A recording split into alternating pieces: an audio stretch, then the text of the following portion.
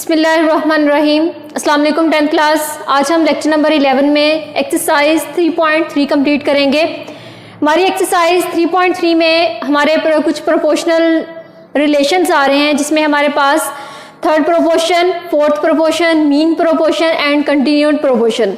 इनमें हर प्रोपोर्शन से रिलेटेड हमारे पास क्वेश्चंस होंगे। सबसे पहले तो हम देख लेते हैं थर्ड प्रोपोर्शन में, अगर हमारे पास इसमें 3 क्वांटिटीज गिवन हो, if 3 quantities A, B and C are related in such a way that A ratio B proportion B ratio C। अब यहाँ पर क्या होगा कि जब भी हम थर्ड प्रोपोर्शन, अपने क्वेश्चन में भी हमारा जो क्वेश्चन नंबर 1 है वो सेम ऐसे ही है। अगर हम थर्ड प्रोपोर्शन को यहाँ से फाइंड करेंगे तो हमारे पास 2 वैल्यूज गिवन होंगी। जैसे यहाँ पर अगर हम देख लें तो हमारे पास थर्ड प्रोपोर्शन में 2 वैल्यूज गिवन होंगी। जब 2 वैल्यूज गिवन होगी तो थर्ड प्रोपोर्शन जो होगा वो हमें लेट करना होगा। थर्ड प्रोपोर्शन को हम यहाँ पर लेट कर लेंगे। लेट करने के बाद जब हम ये प्रोपोर्शन अप्लाई करवाएंगे यहाँ पर, तो हमारे पास जो B है, क्योंकि फर्स्ट वैल्यू A की है और सेकंड वैल्यू B की आ रही है, जो B है वो हमारे पास रिपीट होगा इसी तरह से 2, और हमने जो थर्ड प्रोपोर्शन लेट किया होगा वो हम यहाँ से इस फॉर्म में राइट करेंगे। सबसे पहले हम थर्ड प्रोपोर्शन को देख लेते हैं। थर्ड प्रोपोर्शन में हमारे पास जो 2 वैल्यूज तो गिवन होगी, लेकिन थर्ड प्रोपोर्शन हमें लेट करना होगा। जब हम थर्ड प्रोपोर्शन को लेट करेंगे तो हमें ये ध्यान में रखना है कि जो वेरिएबल हमारे क्वेश्चन में गिवन है वो वेरिएबल हमने यूज नहीं करना। हमने कोई और वेरिएबल लेट करना है जो हमारे क्वेश्चन में गिवन ना हो। अब जिस तरह से अगर हम थर्ड प्रोपोर्शन को देखें तो इसी से रिलेटेड हमारा क्वेश्चन नंबर 1 है। क्वेश्चन नंबर 1 में सबसे पहले मैं पार्ट नंबर 4 यहां पर देखने लगी हूं। पार्ट नंबर 4 हमारे पास है x minus y whole square, ये आपके पास first value, and x cube minus y cube, ये आपके पास सेकेंड वैल्यू। अब देखें, जब थर्ड प्रोपोर्शन की हमने बात की थी तो थर्ड प्रोपोर्शन में हमारे पास क्या चीज थी, उसमें हमारे पास था A ratio B proportion B ratio C। अब देखें, जो B की वैल्यू है वो हमारे पास रिपीट हो रही है, थर्ड वैल्यू हमारे पास नहीं है, तो क्या करेंगे, हमें सबसे पहले लेट करना होगा। अब चूंकि x और y वेरिएबल में क्वेश्चन आपके पास है, तो आपको थर्ड वेरिएबल, थर्ड प्रोपोर्शन वो वैल्यू लेट करनी होगी जो आपके क्वेश्चन में गिवन ना हो। आप C लेट कर लें, U लेट कर लें, Z लेट कर लें, वो आपकी मर्जी है। मैं यहां पर let C be the third proportion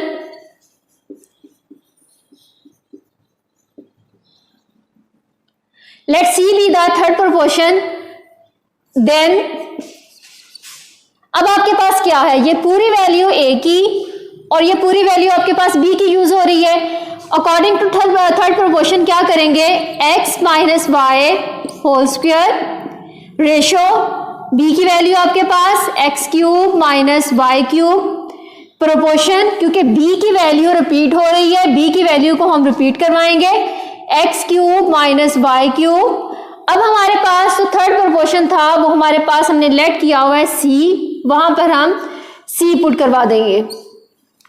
अब नेक्स्ट क्या करेंगे, नेक्स्ट हमने एक फॉर्मूला पढ़ा था, प्रोडक्ट ऑफ एक्सट्रीम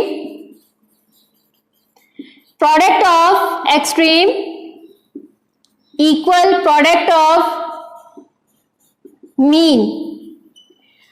अब प्रोडक्ट ऑफ एक्सट्रीम में क्या होगा, जो हमारे पास आउटर वैल्यूज हैं वो हमारे पास एक्सट्रीम वैल्यूज होंगी और जो इनर वैल्यूज हैं वो हमारे पास मीन होगा। अब देखें, जब प्रोडक्ट ऑफ एक्सट्रीम की बात कर रहे हैं तो हमारे पास प्रोडक्ट ऑफ एक्सट्रीम में आ जाता है x minus y whole square into C equal product of mean हमारे पास है x cube minus y cube into x cube minus y cube. अब हमें यहां से C की वैल्यू फाइंड करनी है, तो C की वैल्यू हम कैसे फाइंड करेंगे, C equal x cube minus y cube x cube minus y cube. अब C के साथ जितनी वैल्यू मल्टीप्लाई हो रही थी वो हमारे पास डिवीजन में चली गई। अब नेक्स्ट हमारे पास x minus y whole square की फॉर्म में आ रहा था। अब यहां से इनमें से हम देखें कि क्या हमारे पास इसका फॉर्मूला अप्लाई हम करवा सकते हैं। X cube minus y cube किसके इक्वल होता है, x minus y into x square plus x y plus y square. ये हमने क्यूब का फॉर्मूला अप्लाई करवाया, a cube minus b cube. Next भी हम ऐसे ही करेंगे, x minus y into x square plus x y plus y square. यहाँ पर भी हमने a cube minus b cube का फॉर्मूला अप्लाई करवाया, a cube minus b cube equal a minus b, a square plus a b plus b square. अब यहां से हमारे पास ओवर में वैल्यू देखें, ओवर में हमारे पास वैल्यू थी x minus y whole square. It means के हमारे पास जो होल स्क्वायर की वैल्यू है वो हमारे पास 2 टाइम आ रहा है x minus y and x minus y. अब यहां से देखें x माइनस वाई से cancel out, x minus y से कैंसिल आउट, रिमेनिंग वैल्यू आपके पास c equal x plus x square plus x y plus y square, x square plus x y plus y square. अब देखिए जब हमारे पास values भी same हो, उनके साइंस भी सेम हो, तो वो हमेशा क्या फॉर्म कर देती है स्टूडेंट्स, वो हमेशा हमारे पास होल स्क्वायर का फॉर्मूला फॉर्म कर देती है। तो अब यहां से देखें कि जो हमने थर्ड प्रोपोर्शन फाइंड किया था, यहां से हमारे पास होल स्क्वायर का फॉर्मूला फॉर्म हो गया है। अब हम इसका जी 10 क्लास हमने अब स्टार्ट करना है हमारा क्वेश्चन नंबर 2। क्वेश्चन नंबर 2 में हमने फोर्थ प्रोपोर्शन फाइंड करना है। फोर्थ प्रोपोर्शन फाइंड करने के लिए अगर आप पेज नंबर 57 पर एग्जाम्पल नंबर 2 देखें, इसमें भी हमारे पास जब फोर्थ प्रोपोर्शन की हम बात करेंगे तो हमारे पास 3 वैल्यूज गिवन होगी, फोर्थ वैल्यू हमें लेट करनी होगी। अब इसमें हमारा पार्ट नंबर 4 है।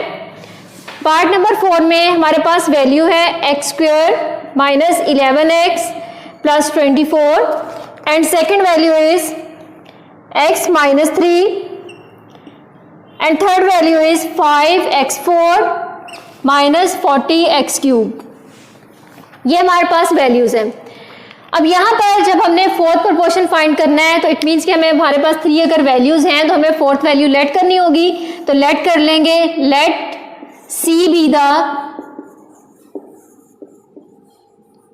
fourth proportion,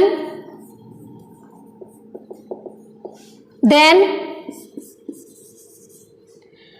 हमारे पास फर्स्ट वैल्यू है एक्स square minus 11x plus 24, ratio x minus 3, proportion 5x4 minus 40x cube, और फोर्थ वैल्यू जो हमने फोर्थ प्रोपोर्शन जो हमने लेट किया हुआ है।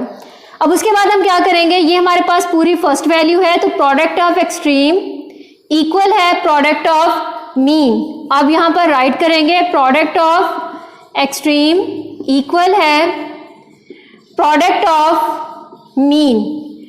अब एक्सट्रीम वाली वैल्यूज आपके पास कौन सी हैं, x square minus 11x plus 24 into c equal x minus 3, 5x4 minus 40x cube. यहां से हमने c की वैल्यू फाइंड करनी है, सारी वैल्यूज एक तरफ ले जाए, c इक्वल x माइनस 3।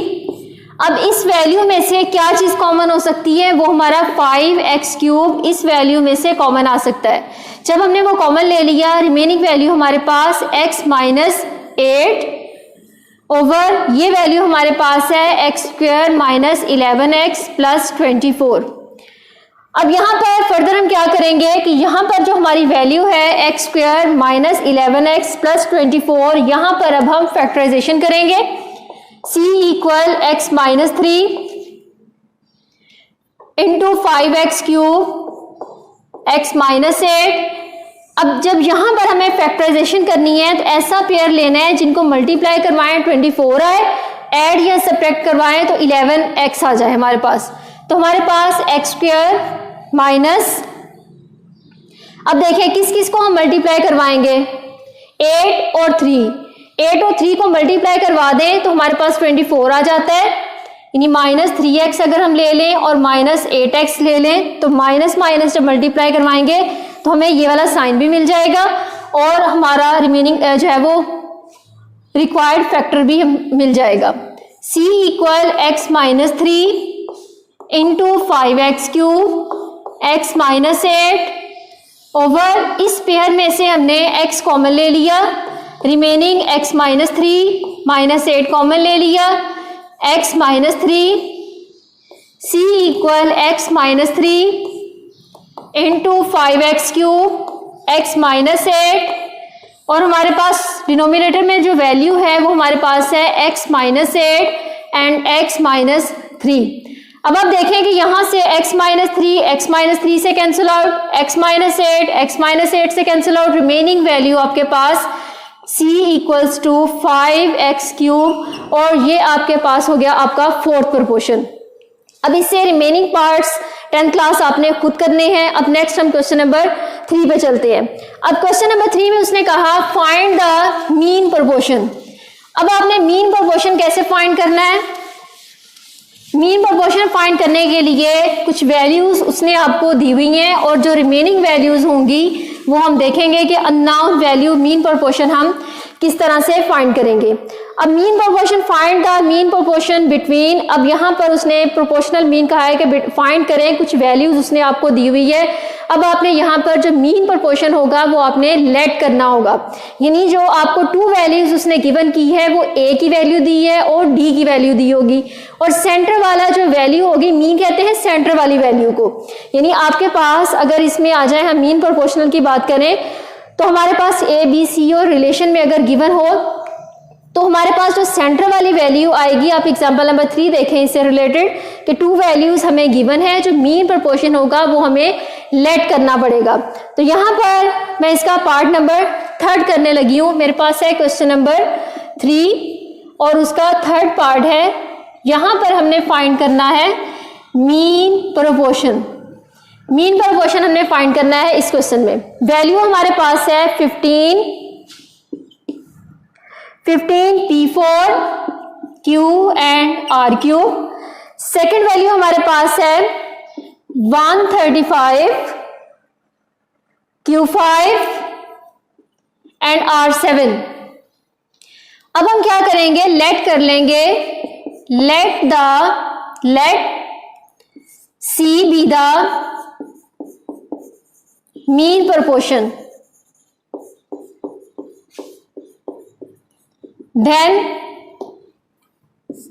अब जब मीन की बात हो रही है इट मीन्स कि ना तो वो हमारा कोई 3rd पे हो सकता है ना वो हमारा 4th पे हो सकता है, तो इसीलिए वो हमारी जो वैल्यू है वो हमारी सेंटर में आनी चाहिए, वही वैल्यू हमारी सेंटर में होगी, इसीलिए हमारा जो मीन प्रोपोर्शन होगा वो हमारा सेंटर में ही रहेगा। हमारी फर्स्ट वैल्यू है 15 P4 Q R cube, ratio mean हमने लेट किया हुआ है C, आप वो राइट कर लें, C रेशो प्रोपोर्शन C और उसके बाद फिर रेशो हमारे पास जो दूसरी वैल्यू गिवन है 135 Q5 एंड R7।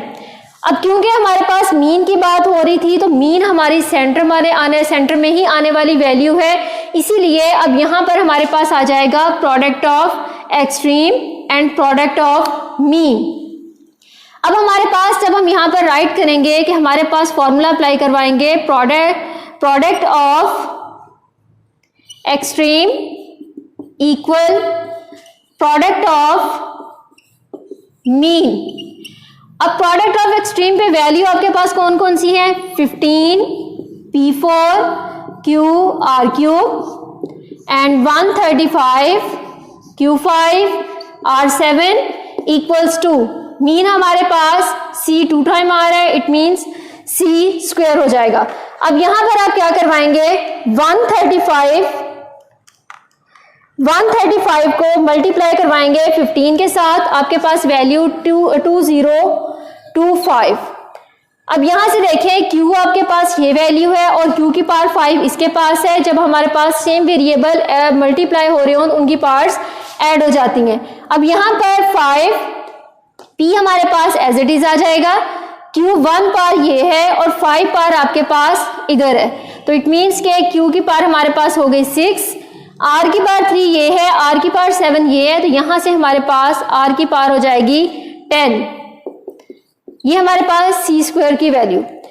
अब हम यहां से देख सकते हैं कि हमारे पास जो ये वैल्यू है अगर हम इसका स्क्वायर रूट लें तो हमारे पास क्या वैल्यू आती है, क्योंकि हमें सिर्फ और सिर्फ c की वैल्यू चाहिए, हमें c स्क्वायर नहीं चाहिए। c स्क्वायर हमारे पास इक्वल है 2025 p4 q6 एंड r10। अब यहां पर आप बोथ साइड पर स्क्वायर रूट लेंगे, taking square root on both side.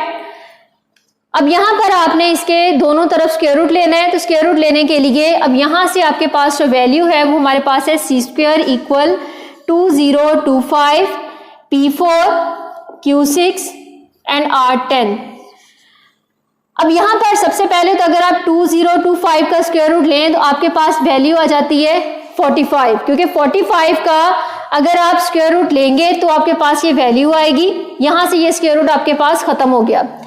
अब देखिए यहां पर पार है p4। अब जो स्क्वायर रूट की पार होती है वो होती है आपके पास 1/2। सॉल्व करके बता रही हूँ इजीली आपको समझ आ जाए। यहां पर भी q6 है तो स्क्वायर रूट की पार आपके पास होती है 1/2, और यहाँ पर r10 है तो स्क्वायर रूट की पावर आपके पास होती है 1/2। यहाँ से c equals to 45 to 1 time 2 to 2 time 4, it means कि यहाँ पर आपके पास p स्क्वायर आ गया।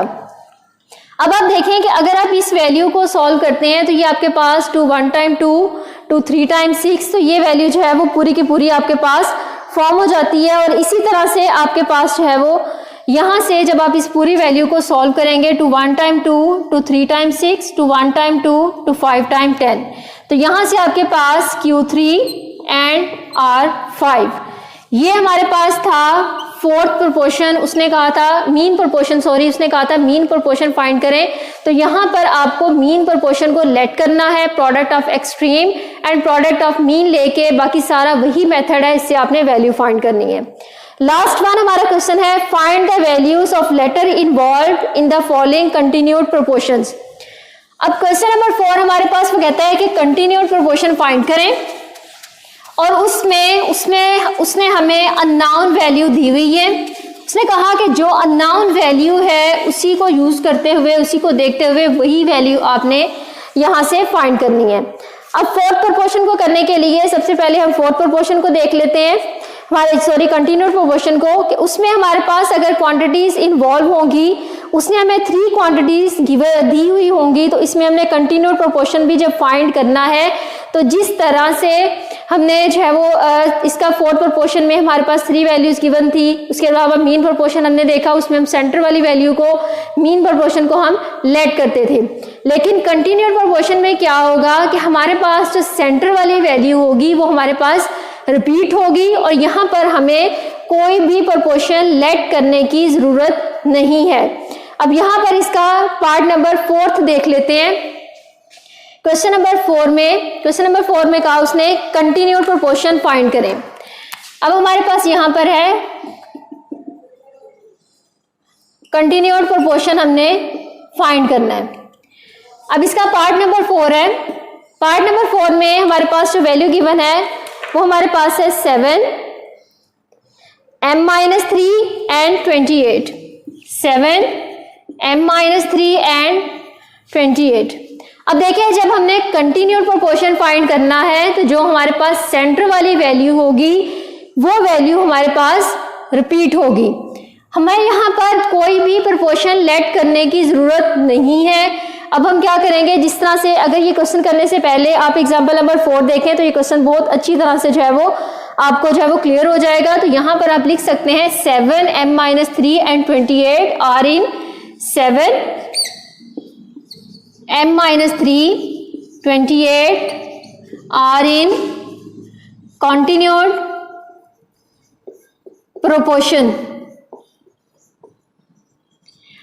अब हमारे पास वैल्यू क्या है 7 ratio m-3 proportion m-3 and ratio 28। वही काम फॉर्मूला अप्लाई करवाएंगे, product of extreme and product of mean. Product of extreme equal product of mean.